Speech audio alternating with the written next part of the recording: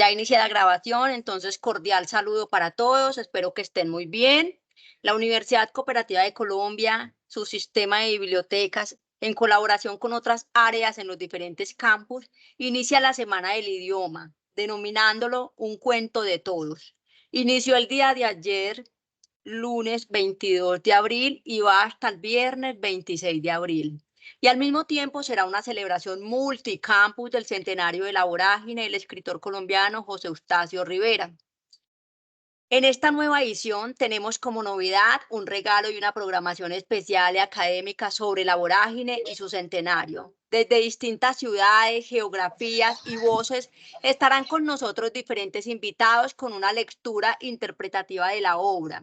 Será esta la oportunidad de generar espacios que contribuyan no solo a la divulgación del autor y su libro, sino también al diálogo, a la fuerza de la palabra y, por supuesto, al goce y disfrute de la obra con más herramientas de análisis y reflexión en los límites de las fronteras que dan su exploración y su gran protagonista, que es, sin duda alguna, la naturaleza. Los invitamos a que nos acompañen a esta mirada panorámica sobre la novela y la travesía inseparable con su dimensión histórica.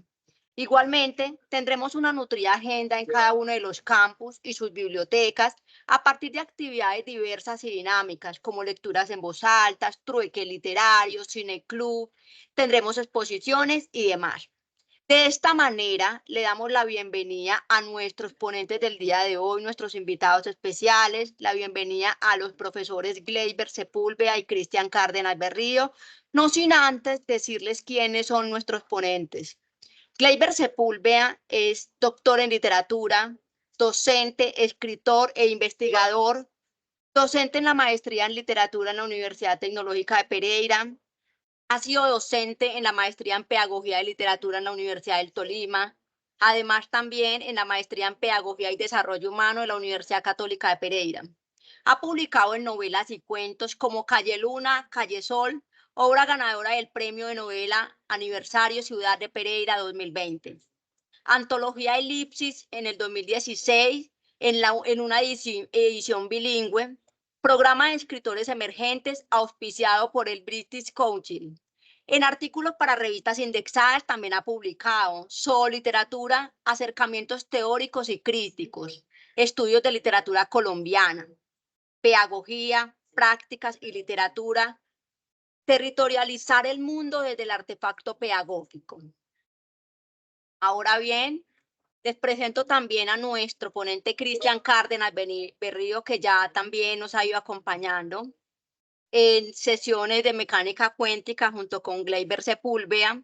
Él es licenciado en comunicación audiovisual, magíster en literatura y doctor en literatura de la Universidad Tecnológica de Pereira. Ha sido ponente en simposios y congresos nacionales e internacionales. Su línea de investigación sobre el ensayo literario, Colombia y América Latina, fruto de un arduo trabajo, ya hay varios artículos y un libro denominado Instrucciones para domesticar un centauro.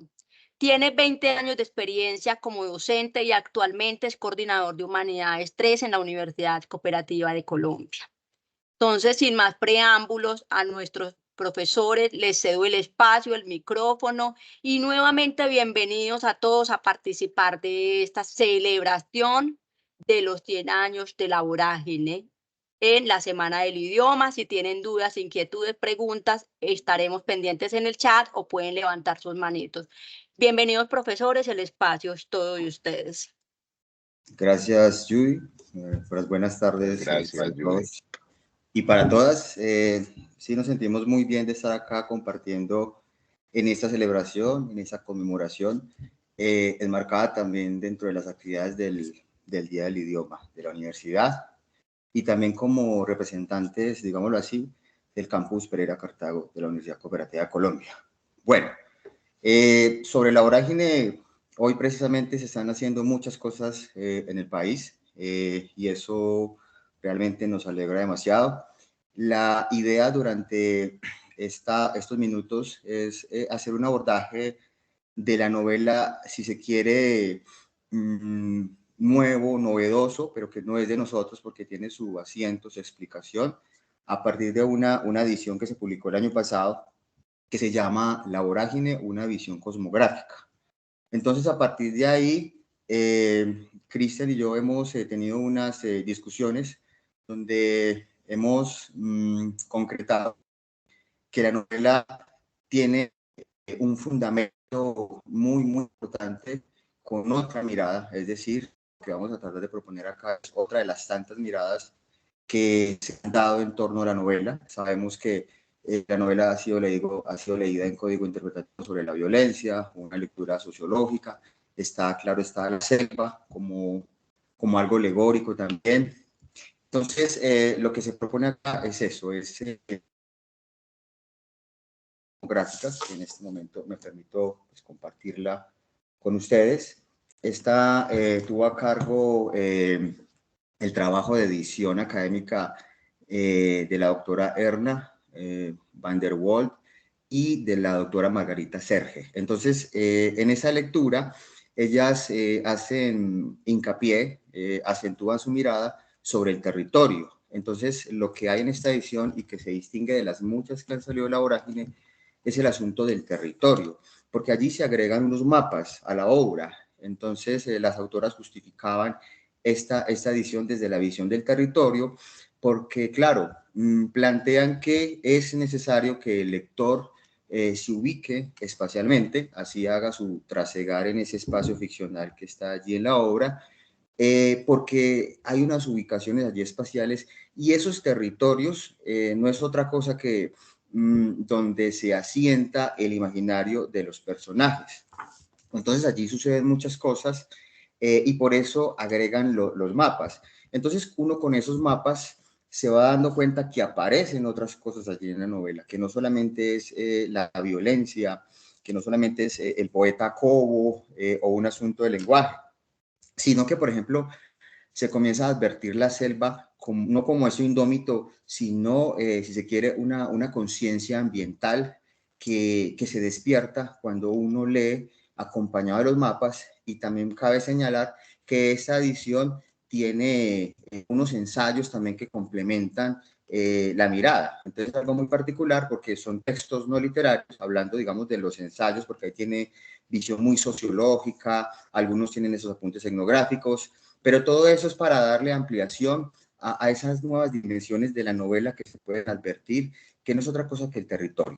Entonces, dentro de ese territorio, aparte de lo ambiental que aparece allí, de la explotación de los recursos, se define algo muy, muy interesante, que es la mercancía. Por eso, la charla, lo que se discute aquí es en torno a lo que es la mercancía y la deuda. Entonces vamos a ver cómo, al margen de la lectura poética de la novela, ¿cierto? Una lectura que puede darse desde el lenguaje, que está allí en la voz de Coba, de cómo describe la naturaleza, del poeta que se va adentrando allí en esa selva indómita. También se construye una mirada, si se quiere, política y económica, y uno al final se va a dar cuenta que es como una de las cosas más importantes dentro de la novela, ¿sí? El corazón de la vorágine, a nuestro modo de ver, el vórtice, la cuestión, un remolino por donde surgen las pasiones, los modos de ser, donde las relaciones sociales que hay allí entre los personajes, la relación entre la civilización y barbarie, está dominada por el asunto de la mercancía y la deuda. Entonces, después de este breve preámbulo,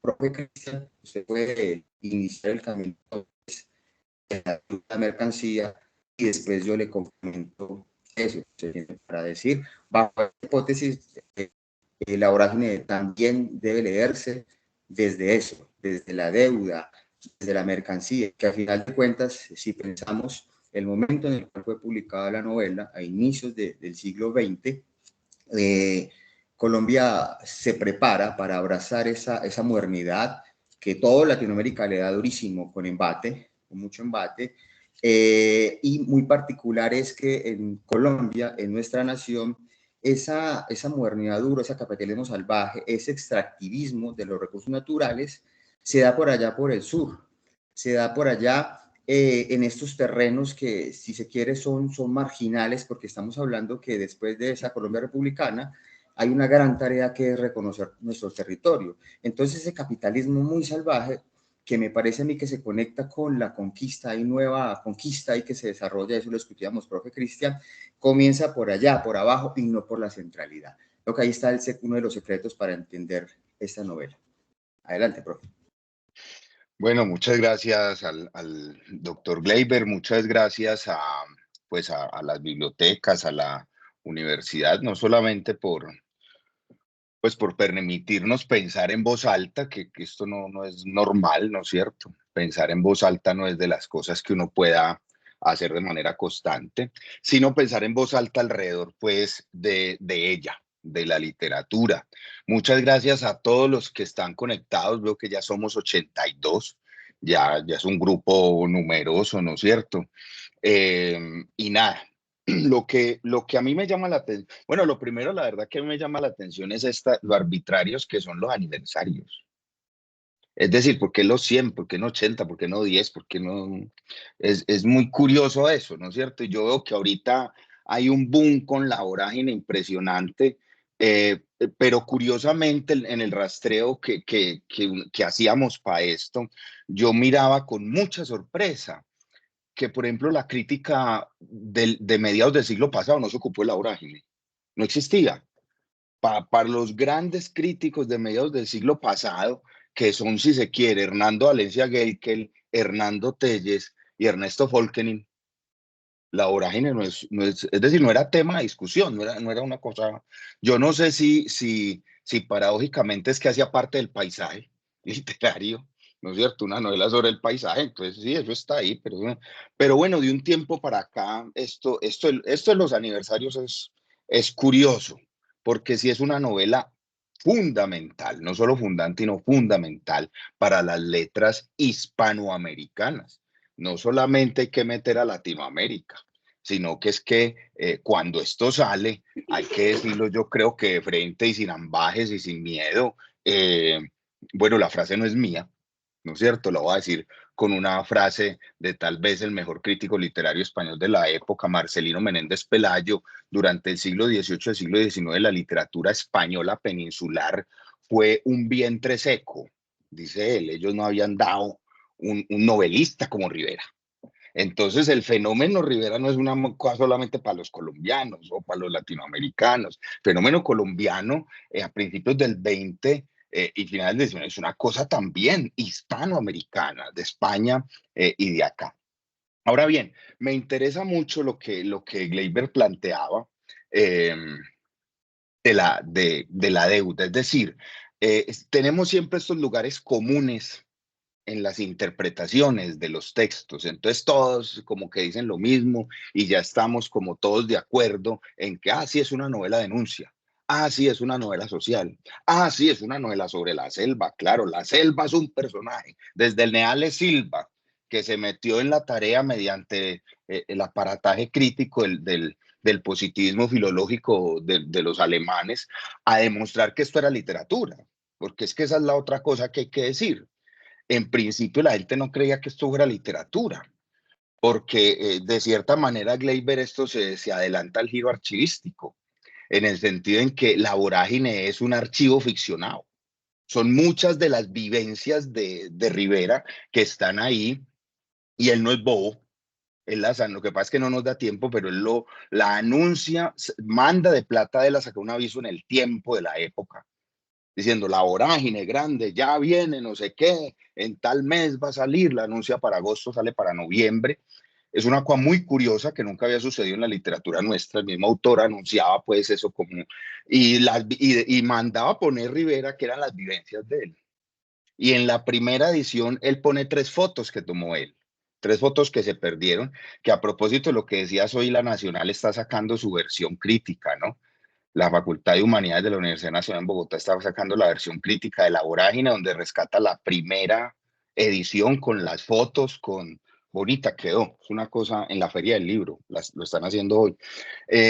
Y pone 3 fotos de él, que toma él a un señor sacando caucho y dice, este es el rumbero Silva. Una cosa loquísima, este es el rumbero Silva. Y hay una foto de él en una hamaca, porque él estuvo pues en la comisión de delimitación de los límites entre Colombia y Perú antes de la guerra. Y hay una foto del hombre Rivera en una hamaca.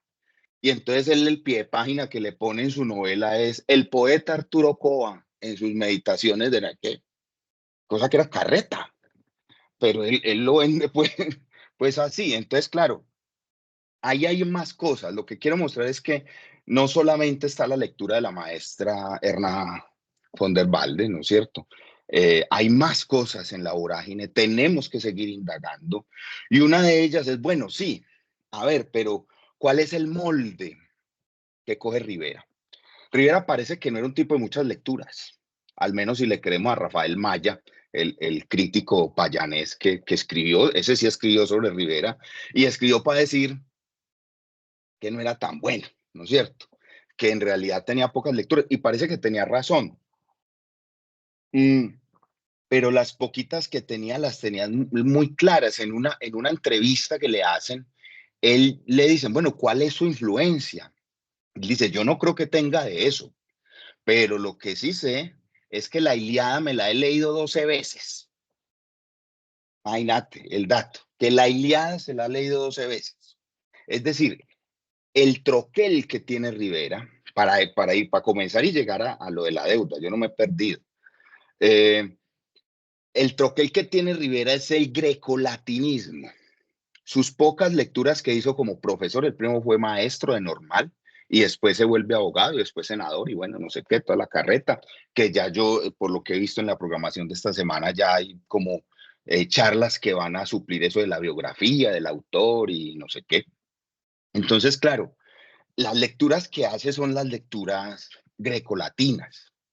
Y entonces hay un intento en América antes de Rivera, que yo creo que comienza, no sé si Gleiber comparte la opinión mía, que comienza con la Silva de Andrés Bello, de la agricultura de la zona tórrida, que él coge a Virgilio, el poeta latino, el poeta Virgilio, y quiere coger esa materia virgiliana y meterla aquí, en América Latina, Andrés Bello, que ese es otro señor del que deberíamos hablar, pero bueno, los aniversarios no le han conseguido, porque como decía, como son arbitrarios, qué pecado, pero ese es otro señor que hágame el favor, don Andrés Bello, ese sí es Donan. Entonces él mete esa materia virgiliana y tenemos un poco el Facundo y tenemos sobre todo María, donde el paisaje, donde el territorio es idílico, es soñado, es bonito, es decir, es el modelo de Virgilio del locus ameno, del lugar ameno, agradable, ¿no es cierto? Del campo, de la vida bucólica, donde hay espesuras selváticas soñadas y donde, bueno, una cantidad de cosas que decían los poetas románticos y de la época. A Virgilio, que se inventa eso del lugar agradable, pues unos años más, porque esto no, pues no vamos acá a sentar cátedra sobre literatura latina, va a aparecer Propercio, el poeta Propercio, y va a decir, sí, pero imagínate que a veces ahí en el campo, en la cosa bucólica, el amante siente que le falta a su amada, y que él, entonces todo se le transforma, lo que era belleza, él se le transforma porque él está muy aburrido, y se inventa lo que los críticos han llamado el locus terribilis. Entonces, por un lado está el lugar ameno, ¿no? Bucólico en la ensoñación, y por el otro lado el invento de Propercio, que es que en ese lugar también puede ser un lugar terrible.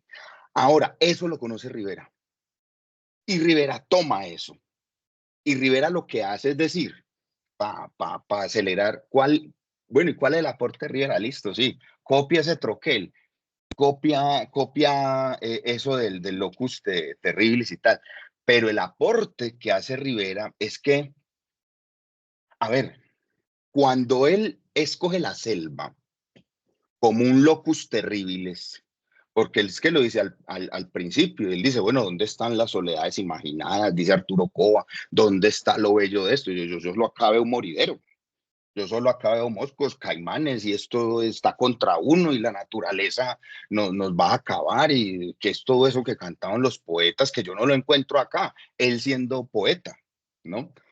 ¿Qué es lo que le aporta? ¿No?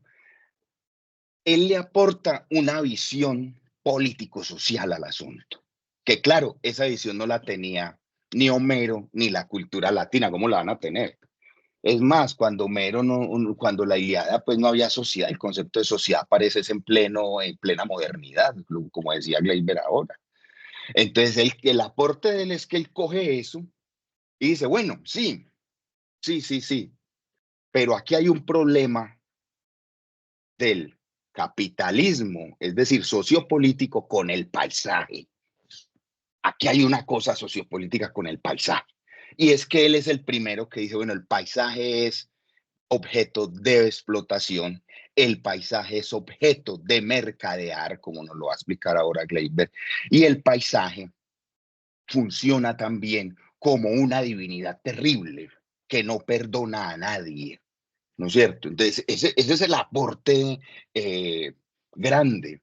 Dice, sí, aquí hay un fenómeno además, sí, todo lo que cantó el Facundo, todo lo que dijo María, todo lo que vos querás, pero él comienza a narrar la debacle de esa visión de mundo onírica de María, de la Silva, de si se quiere Facundo. Es más, yo metería parte de Amalia también allí.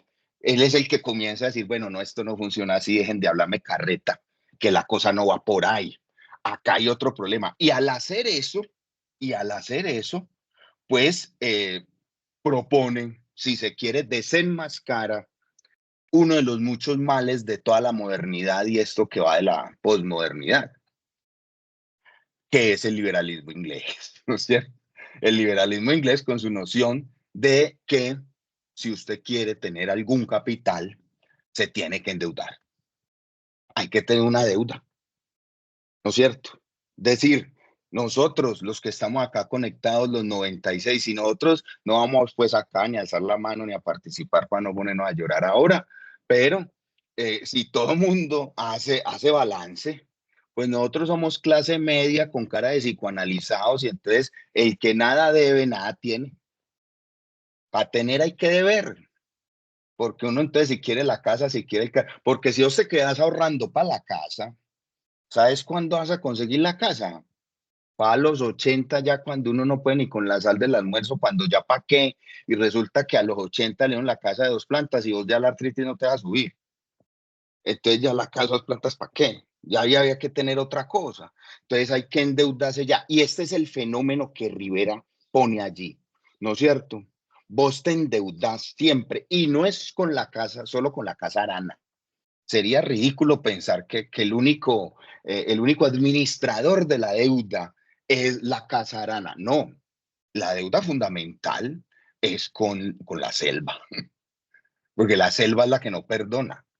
La selva es la que no te deja salir. La selva yo creo que Borges, porque no la conoció, pero yo creo que hubiera sido perfecta para los juegos laberínticos de Borges. Así como puso el desierto y puso los laberintos hindúes y tal, hubiera conocido la selva. Yo creo que ese hombre hubiera, mejor dicho, como dicen los españoles, flipado viendo el laberinto de nuestra selva, que no te libera, que no te deja salir, donde tienes que seguir allí. Bueno, otra vez el mismo mundo clásico griego, Ulises, dando vueltas y vueltas en la selva y pagando, ¿qué? Pero bueno, esa de pronto, ahorita más allá, lo que quiero dejar claro es que al decir el paisaje se comercializa y se comercializa porque usted saca el caucho y te acordás pues, Gleiber, y los que la leyeron, que había unas de las garzas, hay unas plumas que también se vendían, ¿no es cierto?, en los Estados Unidos, pues esa gente que hace esa extracción se está endeudando no solo con la casa Arana, se está endeudando con la selva. Por eso la selva los acaba. Por eso la selva los devora, porque la selva, como es una divinidad, tiene las erinias griegas, las venganzas de los dioses que te persiguen, que haces que no salgan de ahí, ¿qué tal? Es más, la deuda no se acaba con la muerte, no, se acaban los cobros, pero la creencia continúa, continúan tus hijos, continúa, bueno, en fin, eso yo creo que es fundamental porque hoy en día la racionalidad neoliberal, que el neoliberalismo no es un sistema político ni económico, engaña y se engaña a quien venga a decir eso, es una racionalidad, es decir, es una manera de sentir, de estar, de apalabrar el mundo, lo que necesita es que vos vivas endeudado. Si vos pagas la deuda, Pues no tiene ningún sentido. Vos no nos servís como ciudadano, vos nos servís como consumidor y consumidor endeudado. Todos lo sabemos. Hay páginas donde te dicen, necesito la tarjeta de crédito. ¿No es cierto? No, pero es que no tengo. No, tarjeta de crédito. No, pero es que yo tengo con qué pagarle. Yo tengo no, tarjeta de crédito. Lo que necesitamos es que te endeudes. Ejemplo, uno de los gimnasios más famosos que tenemos, donde muchos vamos, donde solamente tarjeta de crédito. Y no hay manera. Es decir, te tenés que endeudar, te endeudas o te endeudas. Si vos entregas todas las tarjetas y te quedas sin deudas, pues no. Porque es que además resulta que en esa cuestión que denuncia de manera profética Rivera, aparece la situación de que, bueno, para vos endeudarte, tenés que tener plata. Es una cosa ridícula, porque vos vas a que te presten porque no tenés plata. Pero para vos endeudarte tenés que tener capacidad de pago y tener una plata. Si no, no te puedes endeudar. Y entonces, claro, es un ouroboros. No, es la selva que te cobija pero te devora. Eso es así y funciona la deuda así. Y ya Rivera lo había visto desde allá. Sin que Rivera, Gleyber, lo hablábamos, sin que Rivera sea algo así como un socialista o un comunista o nada de eso, no. Era bastante godo y bastante aburguesado. ¿Cómo la ves? Bien, bueno, sí, yo considero que Rivera abrazaba esa inminente globalización, o sea, porque dentro de la edición, allá al final hay una carta, que esto es un dato bien interesante, le escribe a Henry Ford y le dice, listo, si usted va a venir acá a intervenir la selva, entonces yo le pido que traiga humanidad, es decir, que usted se aleje de esos tratos esclavistas que promueve la Casa de Arana. Entonces, incluso haciendo un poco de recordaris sobre cómo se da la deuda allí en la vorágine, en esa trama, entonces allí está la fiebre del caucho, ¿sí? Y hay un árbol que da el caucho. Y resulta que donde está el caucho hay un asentamiento muy numeroso de comunidades indígenas. Entonces, la Casa de Arana funciona como una institución que tiene su brazo financiero y que tiene también su poderío armamentista para darse el lujo de penetrar la selva y de comenzar a explotar ese caucho, ¿cierto? Que se extrae de la corteza del árbol. Entonces, la Casa de Arana es algo monstruoso porque ahí viene el punto de por qué se da este fenómeno de la mercancía y de la deuda. Porque ellos llegan allá a esos asentamientos donde están los árboles de caucho, óigase bien, y les ofrecen baratijas y les ofrecen bobadas, boberías a esos indígenas. Por eso decía yo antes, cuando intervine, que me parecía que eso era un regreso allá a la conquista, porque estos colonos llegaban a darle cualquier bobería a los indígenas. Pues acá, aunque sea increíble, funcionó igual. Le dieron boberías y ¿qué pasaba? Que el indígena aceptaba eso muy ingenuamente y lo que podría valer 10 pesos para el indígena, para la Casa de Arana y sus crueles representantes, podía valer 30 kilos o 20 kilos de caucho. Ahí es donde increíblemente parece una ficción, pero comienza ese sistema de endeude, que eso al final de cuentas se convirtió en una cosa brutal, porque claro, pasaba el tiempo y las comunidades indígenas se iban endeudando, ¿sí? Tenían que producir mucho más. Y ahí es donde se configura estas nuevas formas de esclavismo contemporáneo, que se suponía que por allá en el siglo XIX ya se habían abolido a través de decreto. Pero llega el capitalismo salvaje por allá, por el sur, e implementa estas formas. Y la cosa fue tan grave que después de que se logró expulsar a la Casa de Arana, allá de la zona del Putumayo, porque Colombia hizo esa reclamación ante Perú. Bueno, hay que decir que esa casa, esa institución operaba en Perú, ¿sí? pero no solamente por parte de los peruanos, sino que ahí también había gente que obviamente procedía del norte de Estados Unidos, porque recordemos que esa fiebre del caucho se armonizaba con la fabricación de automóviles. Entonces era un boom, era absolutamente necesario, dependían de esa producción. Entonces, el asunto es que llegó un punto en que, listo, se logró expulsar la Casa de Arana de Putumayo porque el gobierno hizo gestión y aún así, ¿cómo les parece que la Casa de Arana se llevaron a buena parte de esos indígenas? Una especie como de secuestro precisamente por esa deuda, porque no les habían terminado de pagar. Y la cosa se vuelve más cruel porque resulta que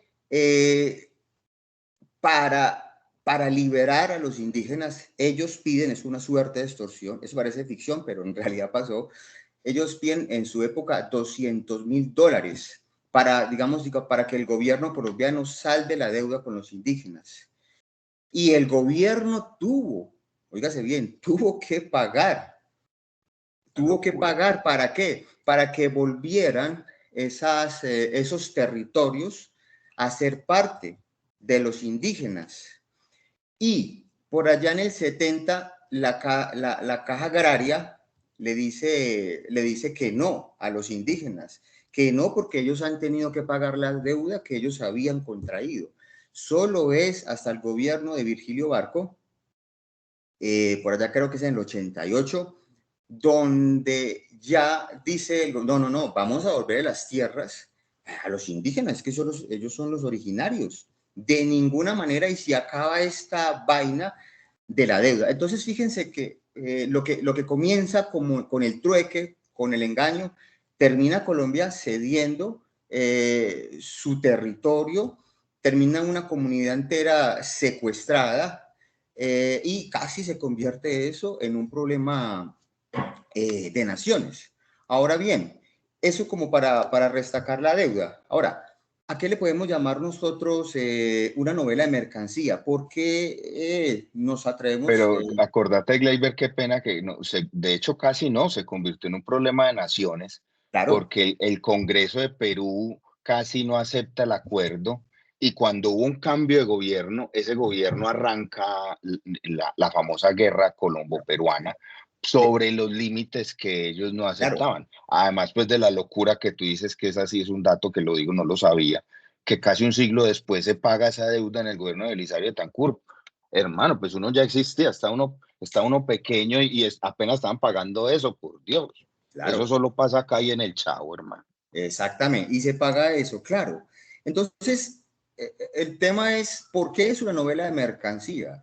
¿Y por qué la vorágine nos podemos o puede desprenderse de las lecturas que vos decías, Cristian, que son canónicas, que la violencia y lo otro? Porque esta novela también tiene ese discurso económico, ¿sí? Y resulta que entonces cuando uno piensa en Karl Marx, ¿sí? En su modelo económico, resulta que la mercancía es como la unidad básica de la economía capitalista, es decir, el producto, la mercancía. Y la mercancía es un elemento que es algo fundamental porque asegura la relación entre la circulación y los bienes. Es decir, que la mercancía es el objeto que se materializa para solventar necesidades. Entonces, Marx critica ese concepto y dice, no, a mí me parece que hay un fetichismo de la mercancía. ¿Por qué? Porque el fetichismo de la mercancía omite, oígase bien, lo que sucede detrás de la fabricación del producto. El esfuerzo, el sufrimiento, el sacrificio, esos trueques crueles que se les estoy mencionando. Entonces, claro, el caucho es la mercancía. El caucho es el producto de aceptación, de importación, de exportación, perdón. El caucho es, si se quiere, esa garantía que conecta con el proyecto de la modernidad que está en ciernes y que se testimonia, porque claro, hay una bonanza allí, aunque quienes lo aprovecharan fuesen los del sur. Entonces, el fetichismo de la mercancía es ver solamente el objeto. Pero, ¿qué pasa ¿Qué pasa entonces al hablar de un antifetichismo? ¿Qué es lo que propone José Eustacio Rivera allí? Porque estamos hablando que es desvelar las capas de la opresión, de la explotación. Eso es lo que, a mi modo de ver, asegura en su novela o le apunta José Eustacio Rivera, en el sentido que ve más allá del fetiche, ve más allá de la mercancía y revela que detrás de esa producción del caucho, de la mercancía, hay un horror.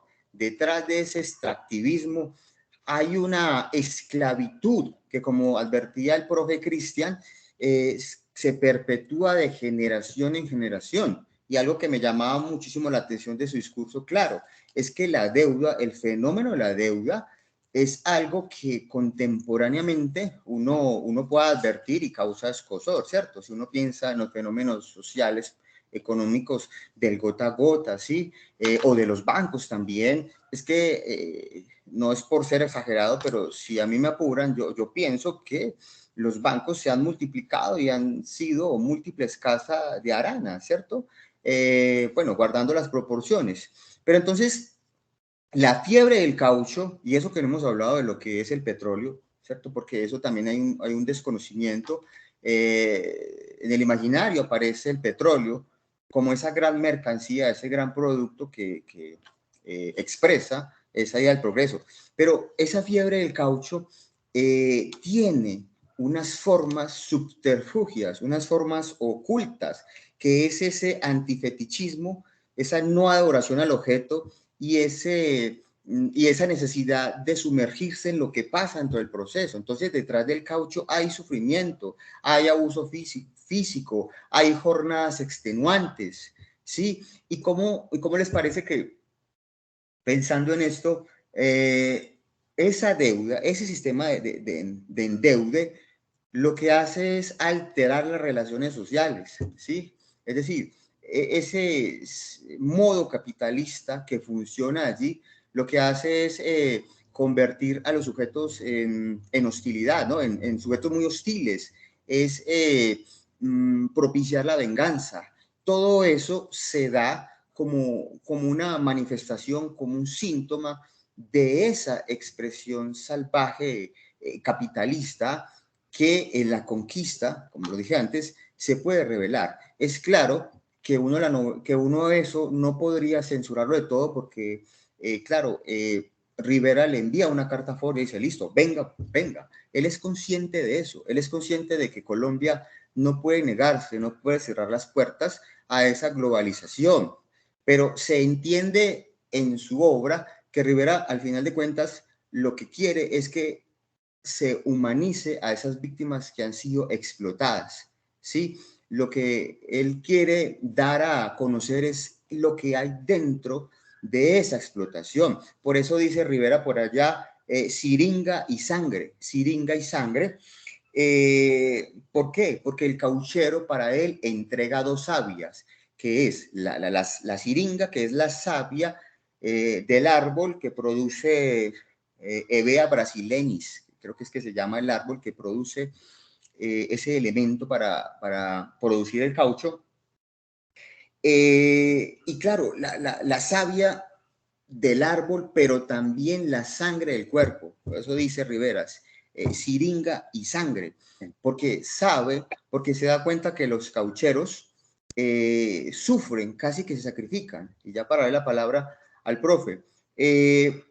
Por eso es que la novela, claro, tiene ese código de denuncia, ese código interpretativo que a uno lo interpela. Pero, listo, si seguimos ese hilo, nos conectamos en que el problema, la gran vorágine, ¿no? El gran remolino de la obra es precisamente esa berraca deuda que contraemos, ¿no? Y eso moldea mentalidades y eso sin lugar a dudas genera un impacto histórico y social que lleva al plano histórico, donde está allí la realidad, pues allí hay una cosa compleja, ¿cierto? Hay una cosa demasiado compleja. Y obviamente se revela allí una desigualdad tenaz, porque claro, ese sistema laboral explotador, indígenas y mestizos que son enganchados a través de deudas, y que son basadas en un intercambio desigual, es una ficción que monta el capitalismo, ¿no?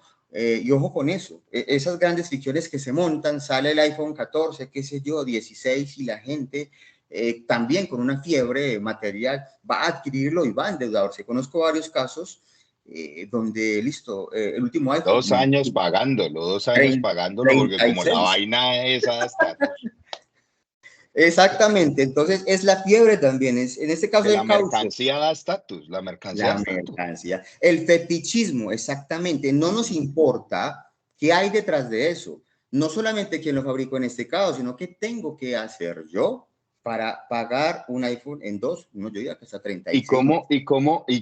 Mira una cosa vos acabas de decir pues cosas muy, muy interesantes, pero lo último es muy bacano porque resulta que una sociedad moderna que aparece con la Revolución Francesa, si se quiere, ¿no es cierto? Los historiadores nos excusarán pues la falta de así un rigor pues académico con eso, pero una revolución que se monta sobre la égalité, fraternité et liberté, ¿no? La igualdad, resulta que ahora ¿qué nos iguala?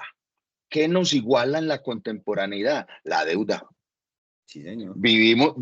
Somos iguales en la deuda, en el sentido en que yo también puedo tener un iPhone, yo también puedo tener, no sé, el carro no sé cómo, yo también puedo tener la marca Adidas en todo Lacoste, pero si me endeudo.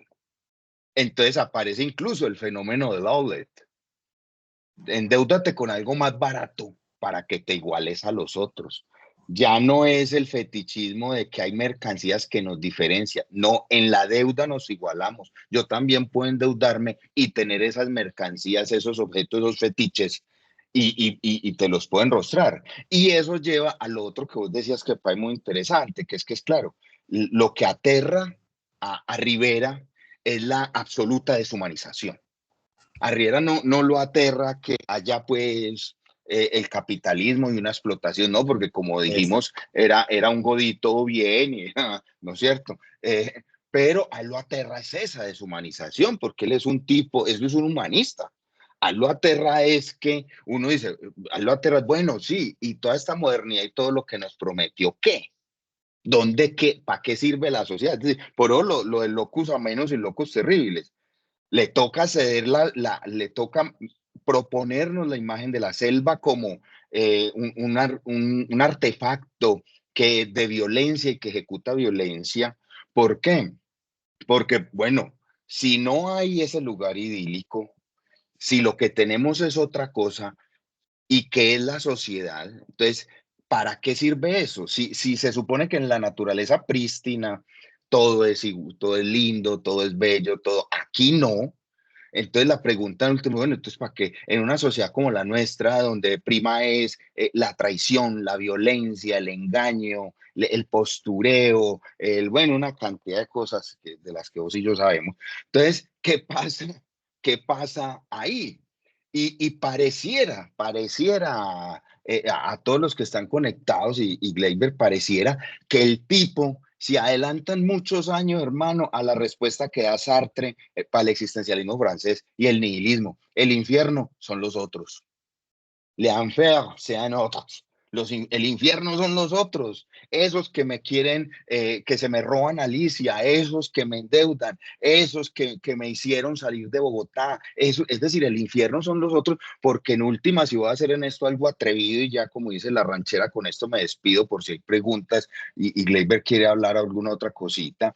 La vorágine es una novela nihilista. La vorágine es una novela nihilista, porque al final la selva lo consume todo, lo acaba todo. Es decir, aquí no hay salvación de ninguna clase. Tenaz, ¿no? Cuando se comen las pirañas Pipa no era, a Barrera es, que las pirañas, y entonces y dice Rivera que el esqueleto mondo, es decir, lo dejan en nada, es una gran metáfora de cómo no solo te devora la deuda, sino la sociedad y el ambiente, cómo te devora. No hay salvación por ningún lado, no hay gracia, no hay manera de escapar, no hay manera de redimirse. ¿Qué te cobra? ¿Qué te cobra esa divinidad ofendida que es la selva? Existir. Por eso digo que es una novela nihilista. En muchos sentidos se adelanta a francés, se adelanta a los franceses. Sí, sí, totalmente de acuerdo. Y incluso, profe, Rivera se va desencantado, Rivera se muere y dice, es que a mí no entendieron la novela, si no entendieron, Claro, sí, no porque, entendí dónde qué iba, qué quería. exactamente, y yo pienso, esto es muy mío, bueno, yo sé que tú también me acompañas en eso. ¿Para qué sirven? Bueno, y conectando con lo que decías, los centenarios, las conmemoraciones, porque 50, esa manía del ser humano de hacer inventarios, ¿no? Sí. En las decenas. Pero yo pienso que apenas 100 años después, apenas estamos leyendo de la manera que quiso la vorágine el autor. Porque, entre otras cosas, uno ve ahí, por ejemplo, es algo increíble. Si ustedes quieren ver xenofobia al venezolano, allá, 100 años antes, eso es una locura. O sea, lo que estamos viendo ahora, era un visionario. Si quieren ver ese discurso de la relación entre la literatura y el medio ambiente, ahí está, lo que yo les decía, la conciencia ambiental o esa episteme, ese paradigma crítico teórico que surge ahora y que llama la ecocrítica. Es decir, hay muchas cosas ahí. Lo de la deuda, es que la deuda todavía le tiene mucha tela para cortar, es algo muy contemporáneo. Entonces, suceden muchas cosas en esta novela y la invitación es a eso, a leerla desde otros códigos, desde otros presupuestos. Por ejemplo, lo que tratamos de proponer acá el profe Cristian y yo sobre la deuda, porque al final de cuentas la deuda en cuanto a detonante es eso. Yo veo, listo, la selva está ahí, obviamente, pero lo que detona la trama, lo que vuelve esos sujetos tan viles, profe Cristian, es la deuda. O sea, la vileza del ser humano se da allí porque la deuda la detona. Claro, la Profe violencia, Gleyber, Cristian, todo es alrededor de eso. tenemos una manito levantada de la doctora Natalia Ah, Muñoz. sí. Hace Esa va para ratico, Cristian. entonces Bueno, bien dale. pueda. No, y yo creo que No, no, apenas pero no porque era ya para casi nos echamos toda la interrumpir. hora. Sí, no era para interrumpir, sino que veía que, pues, que ya estaban finalizando. Lo único que quiero es felicitar a todo el equipo que hace posible estos eventos y sobre todo a Gleyber y a Cristian. Esto es una puesta en escena de lo que es un ejercicio de lectura crítica, cómo se puede leer una novela tan importante para nuestra historia de Colombia desde tantas aristas que ustedes han puesto sobre la mesa. De eso se trata, que alegría me da ver esta cantidad de personas conectadas en un ejercicio que fue creado o en una propuesta que fue creada inicialmente por Cristian y que hoy tiene dimensiones nacionales.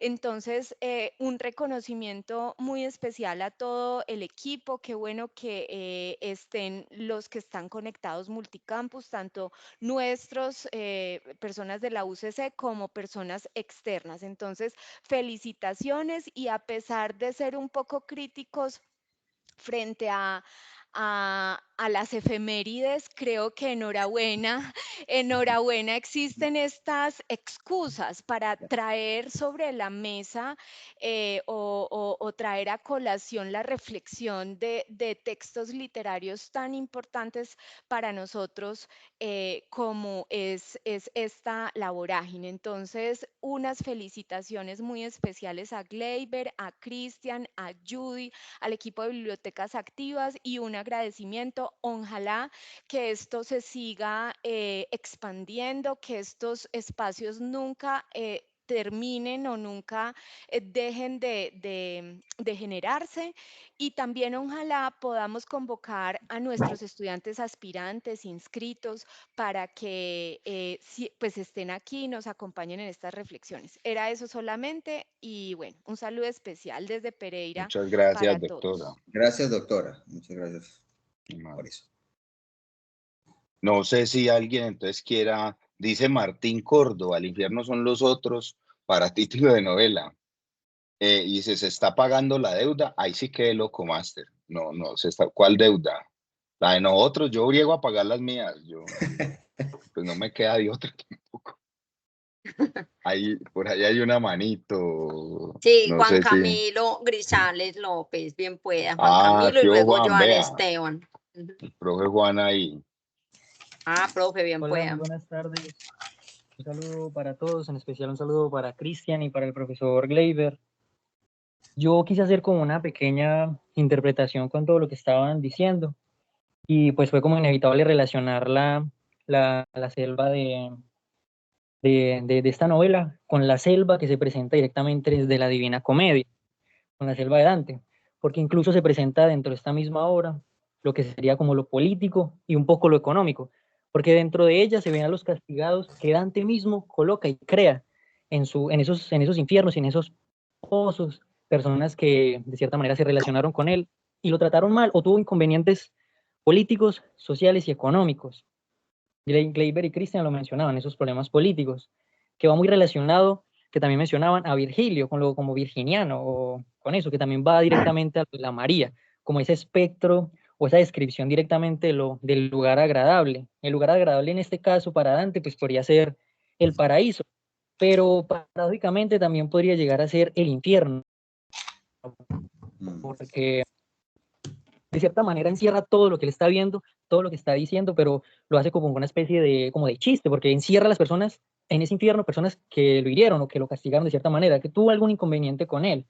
Entonces lleva lo de la visión de la Divina Comedia, que es lo mismo, ese infierno que todo lo encierra y que vuelve a caer en esta deuda, porque todas esas personas que están haciendo allá están pagando una especie de deuda que los vivos terminan cayendo ahí, que incluso después de la muerte seguimos pagando incluso deudas.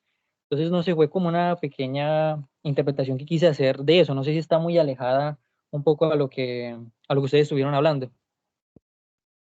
No sé, Gleiber, si quieres... No, es una, bueno, sí quiero responder. Lo que digo que no, que es una lectura muy, muy acertada. Profe, claro.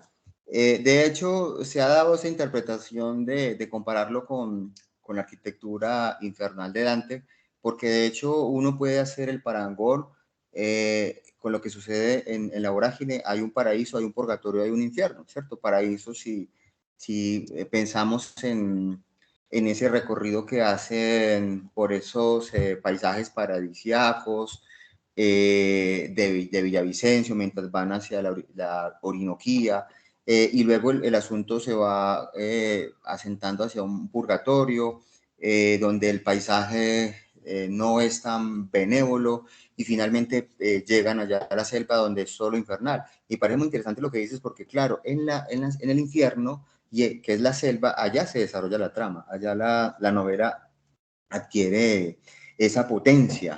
Y veo que por lo menos con tu testimonio el discurso ha calado. Claro, ese tema de la deuda, fíjate, la novela denuncia eso por ahí en los 20 y solo hasta el 80 en materia económica se logra saldar entre comillas esa deuda, pero la deuda ha seguido ahí. Porque por allá en el 71, o sea, eso es un dato también no menor, 71 hay una masacre, en este momento se me escapa el nombre, pero hay una masacre para el 71 de 16 indígenas. Y a Es quien... que qué pena, digamos, ganaderos, los colonizadores, eso tiene otra palabra que se me escapa ahora, de la época, en el 71, y eso salió en la prensa, el recorte de Sí, prensa, organizaban cacerías de claro. indígenas y eso ya lo va a denunciar, no recuerdo qué senador, y entonces estos tipos van a salir, hermano, bueno, todos ustedes que estamos acá, van a salir en el Congreso de la República a decir, venga, y es que matar indios eso es Exacto. homicidio, es que Yo, matar indios yo no eso es como sabía que matar normal, indios era un delito. Eso es lo era un delito en el en el 70 y 70. pedazo. Entonces, eso quiere decir que la deuda cultural, histórica, ética, moral todavía no se ha pagado. Seguimos en esa. Y hay otra cosa ahí en lo que dice el profe Juan Camilo, que es muy interesante. Evidentemente, yo no sé si Rivera conocería a Dante, es probable por su formación clásica, ¿no? Sí, aplica absolutamente el parangón cuando Dante arranca su comedia diciendo que esta es una selva salvaje y áspera y fuerte, que solo de recordar eso, él vuelve a sentir, se le renueva el miedo, dice al principio. ¿no es cierto? En el 87, una profesora que se llama Montserrat Ordóñez sacó este libro, ¿no es cierto? Ya es de difícil consecución, pero aquí hay un texto del gran colombianista Seymour Menton, que fue un tipo muy brillante, muy mala leche también, pero que en esto, en esto acertó, y se llama Juan Camilo, y el que le interese el ensayo se llama La vorágine, el triángulo y el círculo, y hace una comparación entre Rivera y Dante. Exactamente lo que tú hiciste, Seymour Menton va a coger cómo va a ser el descenso hacia el Amazonas, el viaje hacia el infierno del mismo Dante, y lo va a comparar en la estructura y no sé qué, y va a demostrar que funciona exactamente igual. Aunque ya no se consigue, dato, el 21, este domingo, la Universidad de los Andes sacó un texto sobre, se llama, si no estoy mal, La vorágine, 100 años de un aniversario. El caso es que dos profes hicieron la segunda parte de esto. Los textos críticos que han salido desde 1988 hasta el 2024 sobre la vorágine, y aparece la ecocrítica y aparece, ya está a la venta. Son lo que han hecho los críticos sobre eso. Joan seguía ahí, ¿no es cierto? Seguía, sí, Joan, y luego le damos paso a Cristian David. Profesor Cristian Cárdenas, Martín Córdoba, cuando hablaba de la deuda, se refería a con la literatura, con nuestra madre selva. Esa deuda me refiero, mi respetadísimo doctor. Hombre, ¿qué va a tomar, hombre? Frío del clima, respetadísimo doctor. Listo, Martín, claro, no. Esa es una deuda que todavía no pagamos y que así como van las cosas, parece que no vamos a pagar con la tierra, a propósito de que ayer fue el Día de la Tierra y del Agua y de tal. Bien, Hola, pues, un saludo para el profesor Cristian, también para el profesor Gleyber y para quienes nos acompañan y quienes van a volver a revivir este encuentro a través de la transmisión que luego vamos a subir por el canal de YouTube. Y simplemente algo muy corto para complementar. Nuestra universidad, justamente cuando cumplió 90 años la novela, tuvo una edición conmemorativa, tal vez de las únicas instituciones de educación superior que en su momento lo tuvo tan presente y que ahora hay tanto eco, para complementar a bien las palabras que nos decían de introducción ambos profesores. Pero también quería complementar con preguntarles, que es también muy premonitorio cuando José Eustacio Rivera tiene un texto de Tierra de Promisión, y curiosamente la tesis con la que se gradúa de Derecho es liquidación de las herencias. Es decir, ya está presente justamente tanto la deuda como la mercancía. Incluso hay un fragmento en la novela que hace alusión directa a ese intercambio de el cuerpo de un humano, el cuerpo de una persona pensante que ha sido reducida a su más mínima expresión de condición de dignidad, cuando reconoce a la señora Zoraida, ese fragmento en el Zoraida que Irán. están, exactamente, que ha regresado de Cayeno. Creo ahí se trata del lugar, y el sirviente la reconoce porque él fue sirviente. Hay un hombre que la reconoce porque él fue su sirviente, y él dice: ella me trajo al Río Negro desde el Putumayo. Me trataban allí tan mal que me eché a sus pies rogándole que me comprara. Literal lo dice. Mi deuda, ¿cuánto valía? Claro. 2.000 soles. La pagó con mercaderías. Entonces también sería la pregunta: ¿cuánto valemos cada uno de nosotros para el sistema? ¿Y qué está diciendo la vorágine en esa lectura interpretativa que ustedes nos invitan de la mercancía de la deuda? Cada cuánto nos van reduciendo a una mínima expresión del no ser personas, del no ser seres humanos, en esas condiciones de inhumanidad, todavía de la crueldad, la codicia, la desmesura, el desbordarnos. Entonces quería como esa breve intervención. Gracias, profesores, siempre. A vos, profe Cristian, me toca a usted. Yo creo, Joan, que valemos exactamente no lo que vos tengas en la cuenta, sino lo que les debes en esa misma cuenta. No se mete en el BVA que nos pagan nada. ¿Qué les debe? Bueno, pues uno ahí sabe cuánto es el valor. Hay abogados expertos en liquidar vidas humanas. Lo que estoy diciendo es muy feo. Yo sé que la gente puede, pero eso existe. Eso existe, incluso ahí en uno de estos servicios de streaming, bueno, podemos hacer publicidad, una película de cuánto vale una vida y ellos son expertos en eso y tienen en cuenta las deudas, los acreedores, porque entonces la deuda todavía se le queda a la señora o a los hijos o a no sé quién, por ejemplo en Estados Unidos es así. Entonces a la hora de liquidar la vida del personaje que murió en el 11 de septiembre, tenían en cuenta las deudas, es una cosa terrible, uno se ve esa película y uno dice, bueno, pero esto sí será verdad o tal, y yo estoy averiguando un poco y era verdad. Un tipo experto digamos, sopesar económicamente lo que vales tú y en ese sopesamiento pues tiene en cuenta lo que tú debías y tal. Eso es así, negarlo pues es pues llamarnos a engaño, es una cosa terrible, pero funciona de esa manera.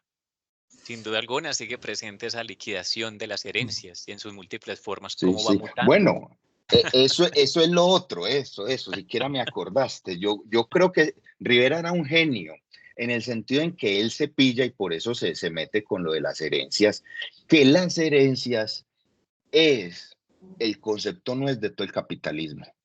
Sí, quitamos ahora, la idea no es mía, la idea es muy probablemente de un familiar muy, muy lejano de Medellín, de apellido Berrío, ¿no?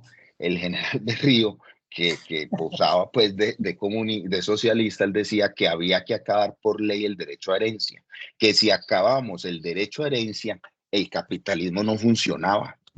Porque es que si uno ve los grandes capitales, son heredados, no son, esta gente de ahora no la han heredado generación en generación y bueno, en estos días me veía también algo sobre una señora Bettencourt, que era la mujer más rica del planeta, que tiene pues plata nunca vista, que nosotros nunca vamos a ver juntas, es decir, la señora no sabe ni cuánta plata tiene pues, y entonces la señora a un amigo le regaló un Picasso como de 20 millones de euros. ¿Y qué pasó? Ah, no, es que lo necesita más que yo, se enamoró, pero así pues, como quien dice uno, camina, te invito a una Club Colombia. Así le regaló, regalos de la plata que tiene. Entonces, claro, a mí me parece que Rivera en eso se adelanta, porque él pilla que el problema es la herencia. Si vos quitas la herencia, pues hasta ahí se acaba todo, diría yo. Y parece que por eso mataron a Berrío. Bueno, yo por mi parte sí rápidamente respondo que sí, la deuda deshumaniza, porque la deuda traza compromisos con los bancos que al final de cuentas no lo deja uno disfrutar la vida. Entonces tiene que trabajar hasta los sábados y domingos y el no disfrutar la vida tiene que ver con otro, con la valía, pero desde lo humano. Entonces, quizá para el sistema capitalista, porque contraemos o suscribimos un contrato con algo intangible que llama deuda, que los bancos tienen muy claro eso y que cada mes nos lo recuerdan si se pasa de la fecha de pago. Entonces, para ellos, como dicen nuestros estudiantes, adolescentes, valemos V, no voy a decir la palabra, valemos V, pero yo creo que hay que rescatar la valía para la gente que amamos, la valía para la esposa, para el amigo, para la madre, ¿sí? Y fortalecer esas valías, ¿sí? Eso, desde luego, es algo, si se quiere, muy soñador, muy idealista, pero también hay que rescatar eso, porque indudablemente todavía hay en el mundo gente que no necesita endeudarse, crear esos fetichismos con la mercancía para ser felices. Eso también, pasa que uno cuando entra en esta onda capitalista, pues quisiera tener más, la acumulación, esto, lo otro, bien, y cae uno en esa trampa. Pero valemos, quizá no para la deuda, bueno, mucho para la deuda, poco para los bancos, pero yo creo que sí hay valía en eso, en los lazos que se pueden tener con la gente que nos quiere y que amamos.